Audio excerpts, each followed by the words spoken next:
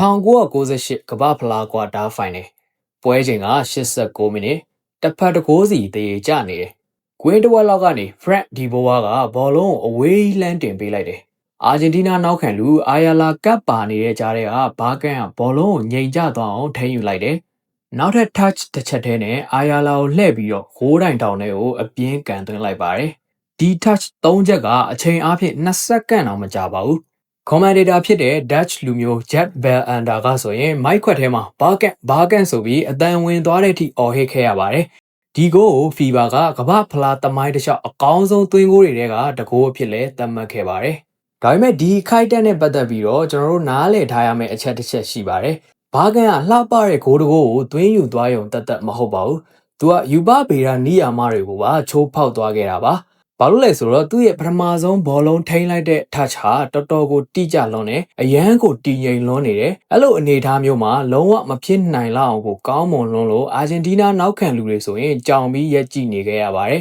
Thierry Henry ကသူ့အကြောင်းပြောရင်သူကတိုက်စစ်မူတိုင်းအတွက်တော့အိမ်မက်တစ်ခုပါပဲလို့ပြောခဲ့ပူပါတယ်Dutch journalist Jet Mulder ကတော့ Dutch သမိုင်းဘောလုံးမှာနီးစနစ်အကောင်းဆုံးကစားသမားလို့တင်စားခဲ့ပါတယ်ဒါကတော့ပါရမီရှင်ကြီးဒါနစ်ဘာကန်ရဲ့ဇလန်းဖြစ်ပါတယ်အသက်17နှစ်အရွယ်မှာတင်သူ့ကိုအေဂျက်ကင်းနောက်တွေကမျက်စိကျခဲ့တယ်အဲ့ဒီကလပ်ကသူ့အရင် Johan Cruyff လိုကစားသမားမျိုးကိုမွေးထုတ်ပေးခဲ့တဲ့နေရာဖြစ်ပါတယ်အကယ်ဒမီမှာကတည်းကဒန်နစ်ဟာကစားသမားဘဝတစ်လျှောက်လုံးလိုက်နာရမယ်စီကံတစ်ခုကိုသင်ယူခဲ့ပါတယ်စနေနေ့မှာပွဲရှိရင်ကျွန်တော်ပါတီတွေကိုမသွားဘူးတောက်ကြနေညဆိုကျွန်တော်အိမ်မှာအိတ်တယ်ဆေးလေးမတောက်ဘူးအရက်မတောက်ဘူးလို့သူကဆိုပါတယ်1986ဒီဇင်ဘာရိုဒါဂျေစီနဲ့ပွဲစဉ်မှာအသက်18နှစ်အရွယ်ဘာကန်ကအေဂျက်အတွက်ပထမဆုံးအသင်းကြီးပွဲထွက်ခွင့်ကိုရခဲ့ပါတယ်။ရာသီနှင်းငယ်အတွင်းမှာပဲသူဟာနယ်သာလန် Eredivisie League ရဲ့ဂိုးသွင်းအများဆုံးကစားသမားအဖြစ်1991ကနေ1993အထိ3နှစ်ဆက်တိုက်ရပ်တည်နိုင်ခဲ့တယ်။ Dutch တစ်နှစ်တာအကောင်းဆုံးဘောလုံးသမားဆုကိုလည်း2ကြိမ်တိတိရခဲ့ပါတယ်။ကလပ်အသင်းအတွက်239ပဲကစားပေးခဲ့ရမှာ122ဂိုးအထိသွင်းယူခဲ့ပြီး UEFA ဖလားကိုလည်းစုခူးနိုင်ခဲ့ပါတယ်။ဒါပေမဲ့အဓိကချက်ကတော့သူဟာဂိုးတွေကြီးပဲသွင်းနေတဲ့တိုက်စစ်မှုတတ်မဟုတ်ပါဘူး။သူကကွင်းထဲကလူတိုင်းထက်ခြေလန်း2လမ်းလောက်ကြိုတွေးနိုင်တဲ့ကစားသမားပါ။သူ့ကို second striker ဒုတိယတိုက်စစ်မှုနေရာမှာတုံးလိုက်တဲ့အခါသူ့ရဲ့စစ်မှန်တဲ့ပါရမီတွေကတောက်ပလာခဲ့ပါတယ်။သူ့ရဲ့အမြင်ကျယ်မှု first touch နဲ့ခံစစ်ကနေတိုက်စစ်ကိုစက္ကန့်ပိုင်းတွင်ပြောင်းလဲပြစ်နိုင်စွမ်းတွေကတော့အမခန်းပါပဲ1993ကိုရောက်တဲ့အခါမှာတော့ဥရောပတတိုင်းလုံးကသူ့ကိုခေါ်ချင်နေကြပါပြီဘာစီလိုနာ AC မီလန်ဂျူဗင်တက်တို့လိုအသင်းတွေပေါ့ဒါပေမဲ့ဘာကန်ကတော့အဲ့ဒီအချိန်ကဖာနန်ဒိုရီဒွန်ဒိုလိုပဲသူ့ရဲ့ကိုယ်ပိုင်စွန်စားခန်းကိုဖွင့်ဖို့ဆုံးဖြတ်ချက်ချခဲ့ပါတယ်အင်တာမီလန်ကဘာကန်ကိုပေါင်9.1သန်းနဲ့ခေါ်ယူလိုက်ကြောင်းကြေညာခဲ့ပါတယ်သူ့ရဲ့အေဂျက်အသင်းပေါ်ဝင်းဂျင်းပါသွားပါတယ်ကလပ်ဥက္ကဋ္ဌပယ်လီဂရီနီကသတင်းနောက်တွေကိုဘာကန်ဟာကမ္ဘာပေါ်မှာအကောင်းဆုံးနံပါတ်10ကစားသမားပါလို့ပြောခဲ့ပါတယ်အဲ့ဒီ PR တွေကပထမဆုံးနေ့ကတည်းကစတင်ခဲ့တာပါသူ့ရဲ့အင်တာမီလန်နဲ့ပထမဆုံးရာသီကတော့စီးရီးမှာအဆင့်73နဲ့အဆုံးသတ်ခဲ့ပြီးတန်းစင်းစုံနဲ့တမတ်ပဲကွာဟခဲ့ပါတယ်အကောင်းဆုံးအချက်တစ်ခုကတော့ UEFA ဖလားမှာဘာကန်10ဂိုးထိသွင်းပြီးပြိုင်ပွဲရဲ့ဂိုးသွင်းအများဆုံးကစားသမားဖြစ်လာခဲ့တာပါပဲဒါပေမဲ့အီတလီသတင်းစာတွေကတော့ဘာဖြစ်နေလဲဆိုတာဂယူးမဆိုင်တဲ့ Dutch လူမျိုးဆိုပြီးသူ့ကိုဝေဖန်ရေးသားနေကြပါတယ်။တကယ်လက်တွေ့မှာဖြစ်နေတာကတော့တခြားစီပါ။နီးပြဘက်နိုလီကကစားကွက်ကိုခံစစ်ကိုပဲအခြေခံတိစောက်ထားပြီးအေဂျက်တုံးကသူရခဲ့တဲ့လွတ်လပ်ခွင့်မျိုးမပေးခဲ့ပါဘူး။သူ့ရဲ့တိုက်စစ်တွဲဘက်ဖြစ်တဲ့ရူဘင်ဆိုဆာကလည်းတကိုယ်ကောင်းဆန်တယ်လို့ဘာကန်ကိုရိုင်ကပြောခဲ့ပူပါတယ်။ကျွန်တော်ဒီထက်အများကြီးပိုလုံနိုင်ခဲ့ပါတယ်ဒါပေမဲ့ကျွန်တော်ကသူ့အတွက်အနောက်ရှက်တစ်ခုလိုဖြစ်နေခဲ့တာလားတော့မသိပါဘူးလို့ဆိုခဲ့ပါတယ်ဒီထက်ဆိုတာကကလပ်အသင်းဟာရာသီ2ခုအတွင်းမှာပဲနီးပြ3ယောက်တိတိပြောင်းလဲခဲ့ပါတယ်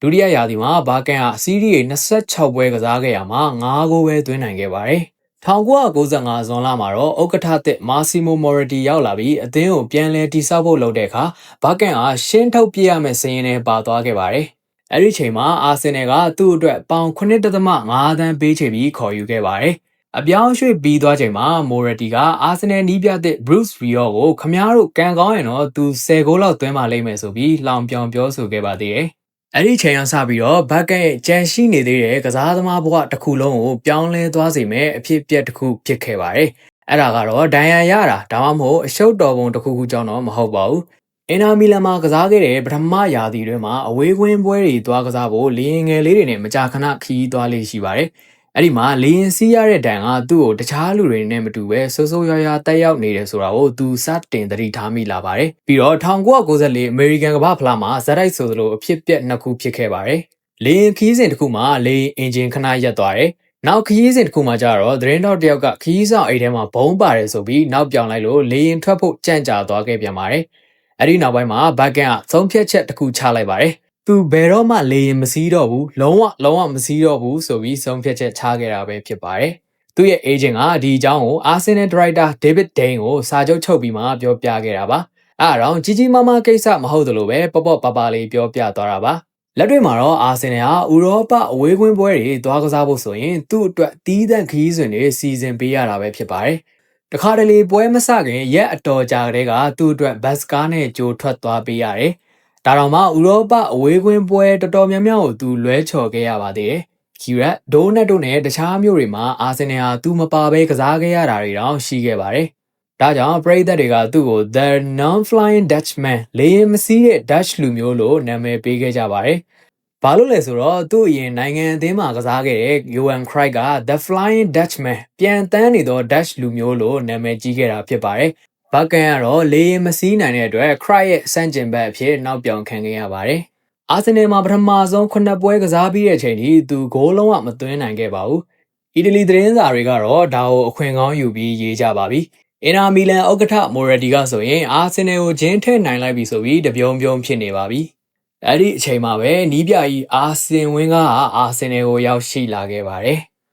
1996စက်တင်ဘာလမှာပြင်သစ်လူမျိုးနီးပြဝင်းကားကြီးအသင်းကိုရောက်လာပြီးပထမဆုံးလုပ်ခဲ့တာကတော့ဘတ်ကန်နဲ့သူ့ရဲ့ကစားကွက်နေရာအကြောင်းဆွေးနွေးခဲ့တာပဲဖြစ်ပါတယ်။တခြားနီးပြတွေမမြင်ခဲ့တဲ့သုံးဖို့မသိခဲ့တဲ့အရာတွေကိုဝင်းကားကမြင်ခဲ့ပါတယ်။ဘတ်ကန်ကတိုက်စစ်မှုစစ်စစ်ကြီးမဟုတ်သလိုကွင်းလယ်ဖန်တီးရှင်တက်တက်လည်းမဟုတ်ပါဘူး။သူကအဲ့ဒီနှစ်ခုကြားကစားသမားမျိုးပါ။ကွင်းလုံးကိုမြင်နိုင်ပြီးတိုက်စစ်ကိုအဆုံးသတ်နိုင်တယ်လို့ကိုယ်တိုင်လည်းကစားကွက်ကိုကြိုးကင်ဖန်တီးနိုင်တဲ့နောက်ချန်တိုက်စစ်မှုDeep Line Forward အမျိုးအစားပါဝင်းကားရဲ့လက်အောက်မှာဘတ်ကန်ကအာဆင်နယ်အသင်းရဲ့နှလုံးသွေးကြောဖြစ်လာခဲ့ပါတယ်69-68ရာသီမှာ22ဂိုးသွင်းခဲ့ပြီးအဲ့ဒီရာသီမှာပဲ PFA နဲ့ FWA တစ်နှစ်တာအကောင်းဆုံးကစားသမားစုနှစ်ခုလုံးကိုတပြိုင်နက်ရယူနိုင်ခဲ့ပါတယ်အင်္ဂလန်ရဲ့အမြင့်မားဆုံးတကိုယ်တော်စုနှစ်စုကိုတပြိုင်တည်းရခဲ့တာကတကယ်ကိုခဲယဉ်ပါတယ်1998ခုနှစ်ဒီဇင်ဘာမှာလက်စတာနဲ့ပွဲမှာသူက hat-trick သွင်းခဲ့ပါတယ်အဲ့ဒီ hat-trick ရဲ့တတိယမြောက်ဂိုးမှာဆိုရင် PR တွေကြားထဲကနေဘောလုံးကိုထိန်းလိုက်တယ်။နောက်ခံလူတွေကိုအလွတ်ယုံထွက်ဖို့အတွင်းကိုခောက်ဝင်ခဲ့တယ်။ပြီးတော့ဒေါင်ထဲကိုကန်သွင်းသွားတဲ့ပုံစံကဒီနေ့ထိအောင်ပြောစမှတ်ပြုနေစေဖြစ်ပါတယ်။ပြီးတော့2002ခုနှစ် match လနယူကာဆယ်နဲ့ပွဲမှာပရိသတ်တွေကပရီးမီးယားလိသမိုင်းတစ်လျှောက်အကောင်းဆုံးသွင်းဂိုးအဖြစ်မဲပေးရွေးချယ်ခဲ့တဲ့ဂိုးကိုသွင်းယူခဲ့ပါတယ်။ဂိုးပေါက်ကိုကြောပေးထားတဲ့ချိန်သူ့စီဘောလုံးရောက်လာခဲ့တယ်။ touch တစ်ချက်ထဲနဲ့နောက်ခံလူကိုကြော်ပြီးဘောလုံးကိုဖောက်ထုတ်တယ်။သူ့ကိုယ်သူလှက်ထွက်သွားပြီးတော့ဂိုးပေါက်ထဲကိုအေးဆေးဆေးပဲကန်သွင်းသွားခဲ့တာဖြစ်ပါတယ်။2003-2004ရာသီမစခင်လေးမှာဘတ်ကန်ကအင်တာဗျူးတစ်ခုမှာဒါကျွန်တော်ရဲ့နောက်ဆုံးနှစ်ဖြစ်ပါလိမ့်မယ်လို့ပြောခဲ့ပါတယ်။သူ့အသက်က34နှစ်ရှိနေပြီခန္ဓာကိုယ်ကအရင်လိုလည်းမဟုတ်တော့ဘူး။ဒါကြောင့်သူ့ဆန္ဒအတိုင်းပဲအနားယူခြင်းခဲ့တာပဲဖြစ်ပါတယ်။ဒါပေမဲ့ဒီစီဇန်ကိုပြောင်းလဲသွားစေမယ့်အရာတစ်ခုဖြစ်လာခဲ့ပါတယ်။အာဆင်နယ်ကအဲ့ဒီရာသီတရာသီလုံးကိုရှုံးပွဲမရှိစံချိန်နဲ့ဖျက်ဆီးနိုင်ခဲ့တာပဲဖြစ်ပါတယ်။ပရီးမီးယားလိသမိုင်းမှာပထမဆုံးနဲ့တစ်ခုတည်းသောစံချိန်ပဲဖြစ်ပါတယ်။အသက်34နှစ်အရွယ်ဘတ်ကန်က38ပွဲမှာ28ပွဲထိပါဝင်ကစားပေးနိုင်ခဲ့တယ်။ဒါတကယ်ကိုများပြားတဲ့ပမာဏပါ။၄ဂိုးသွင်းပြီးတော့ဂိုးဖန်တီးမှုအဆစ်10ချိန်ထိပြုလုပ်နိုင်ခဲ့ပါတယ်။အော်ရီနဲ့ပီရက်ပြီးရင်အသင်းမှာတတိယအများဆုံးပါ။ဒါပေမဲ့ဒီဂိုးတွေဘလို့ဖြစ်တည်လာလဲဆိုတဲ့နေရာမှာသူ့ရဲ့ပါဝင်ပတ်သက်မှုကအဲ့ဒီဂိမ်းကနန်းတွေထက်အများကြီးပိုကြီးမားခဲ့ပါတယ်။လေးလာသူတွေကနောက်ပိုင်းမှာသတိထားမိလာတာကတော့သူဟာဂိုးသွင်းမှုဘေးရပ်လုပ်တဲ့နေရာမှာအထီးရောက်ဆုံးကစားသမားဖြစ်နေတာပါပဲ။သူက final pass လုပ်တဲ့သူတတ်တင်မဟုတ်ပဲဂိုးမဝင်ခင်2ကွက်3ကွက်အလိုတည်းကကစားကွက်တစ်ခုလုံးကိုဖွင့်ပေးလိုက်တဲ့သူဖြစ်ပါတယ်။အဲ့ဒီရာသီဖေဖော်ဝါရီလမှာပရီးမီးယားလိတလတာအကောင်းဆုံးစုကိုပူးတွဲရခဲ့ပါတယ်။အဲ့ဒီရာသီနဲ့ပတ်သက်ပြီးသူကကျွန်တော်တို့ကပြီးပြည့်စုံလူနီးပါးကစားနိုင်ခဲ့တယ်။ကစားဟန်ကအယမ်းမြန်တယ်ရွေလျားမှုတွေကတိကျတယ်အချိတ်အဆက်တွေအားလုံးလည်းကောင်းတယ်လေးချင်ရင်ကွင်းမှာတော့ကစားပုံတွေကအယမ်းကောင်းတယ်လို့တကယ်ကိုပြောစရာကြီးပါအတွေ့အကြုံနဲ့စာလာမှုအချိုးအစားအားလုံးပြီးပြည့်စုံနေတယ်လူတိုင်းကစိတ်သက်အပြည့်ရှိနေကြတယ်လို့သူကပြန်ပြောပြခဲ့ပါတယ်အော်ရီနဲ့သူ့ရဲ့တိုက်စစ်အတွဲဖက်ကတော့တီးသက်ဇလန်တစ်ပုတ်ပါပဲဘတ်ကန်က Henry ဟာအရန်ကိုကောင်းလို့ကျွန်တော်တကူကောင်းဆန်နေမိုင်မဲရကြမှာပေါ့သူ့အတွက်အခွင့်အရေးတွေဖန်တီးနေရတာကိုပဲကျွန်တော်ကပြောနေတာပါသူနဲ့တွဲကစားရတာအရန်ကိုလွယ်ကူခဲ့ပါတယ်ကျွန်တော်တို့တယောက်အကြောင်းတယောက်ဥမချေးခါမကြံသိကြပါတယ်ကျွန်တော်စီဘောလုံးရောက်တာနဲ့သူဘာလုပ်မယ်ဆိုတာကိုကျွန်တော်သိတယ်လို့ကျွန်တော်ဘာလုပ်မယ်ဆိုတာကိုလည်းသူကအတိအကျသိနေတယ်လို့ဘာကန်က Henry နဲ့ပတ်သက်ပြီးပြောခဲ့ပါတယ်ရာသီရဲ့နောက်ဆုံးပွဲဖြစ်တဲ့ Leicester နဲ့ပွဲ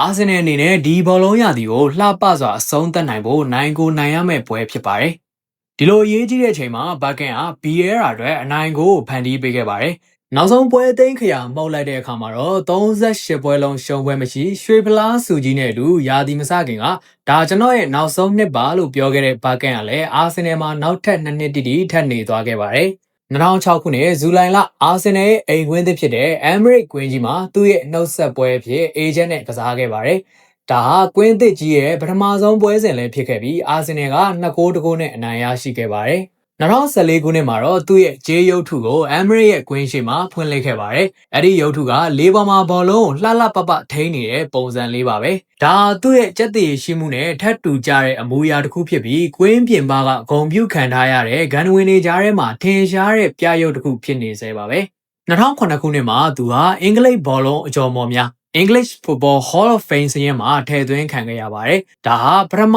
ဆုံးနဲ့ဒီနေ့အထိတူးသေးသော Dutch လူမျိုးကစားသမားအဖြစ်မှတ်တမ်းဝင်နေခဲ့တာဖြစ်ပါတယ်။နိုင်ငံအသင်းအတွက်89ပွဲကစားပေးခဲ့ပြီး38ဂိုးသွင်းယူပေးခဲ့ပါတယ်။ဒါဟာသူအနားယူချိန်မှာနိုင်ငံအသင်းရဲ့စံချိန်တင်ဂိုးသွင်းအများဆုံးမှတ်တမ်းပါ။အင်္ဂလိပ်မှတ်ပေးဖလား3ချိန် FA ဖလား4ချိန်ရခဲ့ပေမဲ့ဘလွန်ဒီယောဆုကိုတော့တစ်ချိန်မှမရခဲ့ရှာပါဘူး1992နဲ့1993မှာထိပ်ဆုံး3ယောက်စင်းမှာတော့ပါခဲ့ပါတယ်။သူဟာလေရင်စီးဖို့ညင်းဆန်ခဲ့ပေမဲ့သူ့ရဲ့ဘောလုံးအထီးတွေတိုင်းကပရိသတ်အားလုံးကိုမြေပြင်ကနေလေပေါ်မြောက်တက်သွားအောင်စွမ်းဆောင်နိုင်ခဲ့သူတစ်ယောက်ပါ။မိတ်ဆွေတို့ရောဘယ်လိုမြင်လဲ။ဘာကန်ဟာသူ့ခေတ်သူ့ခါကအကြီးအကျယ်ဆုံးကစားကွက်ဖန်တီးရှင်ဖြစ်ခဲ့တယ်လို့ထင်လား။ကွန်မန့်မှာဆွေးနွေးသွားခဲ့ကြပါအောင်ဗျာ။ဒီဗီဒီယိုလေးကိုသဘောကျတယ်ဆိုရင် channel ကို subscribe လုပ်ပေးဖို့လည်းတောင်းဆိုချင်ပါတယ်။ဒါဆိုကျွန်တော်တို့နောက်ဗီဒီယိုမှာပြန်တွေ့ကြပါမယ်။